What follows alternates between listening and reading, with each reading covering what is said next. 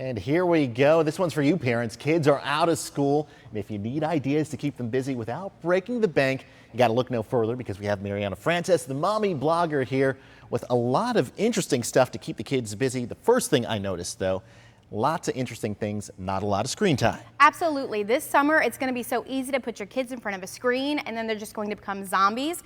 It's okay, little bits at a time, but you really want to make sure they don't have that summer slide.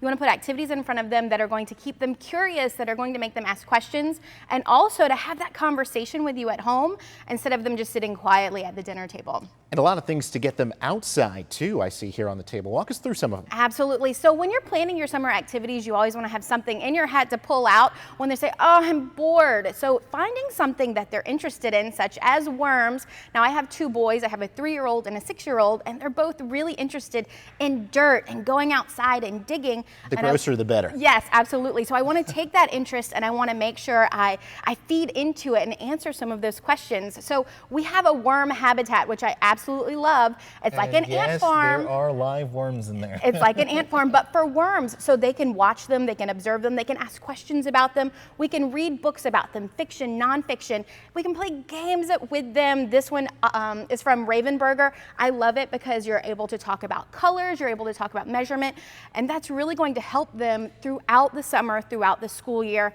And this little thing from Target I bought, it's a little composting kit to put under your sink or put it on the counter. So after you eat dinner, you can start composting for the worms. And then of course that's going to lead into a conversation about gardening and getting them outside away from the screens. Something else that I absolutely love is a metal detector. Again, I have boys, but living in Florida, when we go to the beach, when we go to the park, it's something else that they can go out, they can find their own treasure and get excited about it. And then you can really take this on vacation with you too. Don't spend a lot of money. This one I believe was under $50. Make sure they're going to be interested in it, and then you can invest in something else along the way. I know I'd be. Earn some money there, find some treasure on the beach, give it to mom and dad. Absolutely. My kids both love this. And then, you know, when you're out at the beach, out at the pool, you go home and you're tired, you're exhausted, you kind of want to crash.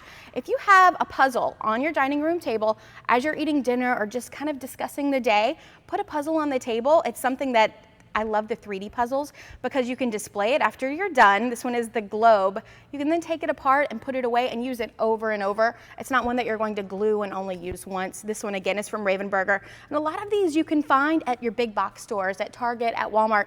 Of course, Amazon has everything. And you said, you know, a lot of these things are affordable. Some of the items on the table, you pointed out the hummingbird feeder earlier, aren't going to break the bank at all. No, this was from the Dollar Tree. $1 a piece. You have the hummingbird feeder and the hummingbird food.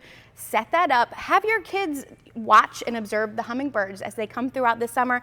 Then that's going to lead to other conversations. Go to the library, get books about hummingbirds. And then you can also go on YouTube if you want some of that screen time and watch documentaries about hummingbirds. And that's really going to last throughout the summer. Make sure you find those high interest things that your kids love and that they just want to talk about nonstop. Right on, Marianna. Well, thank you for helping us avoid the summer slide here. For more great ideas, you can check out her website, mariannafrances.com.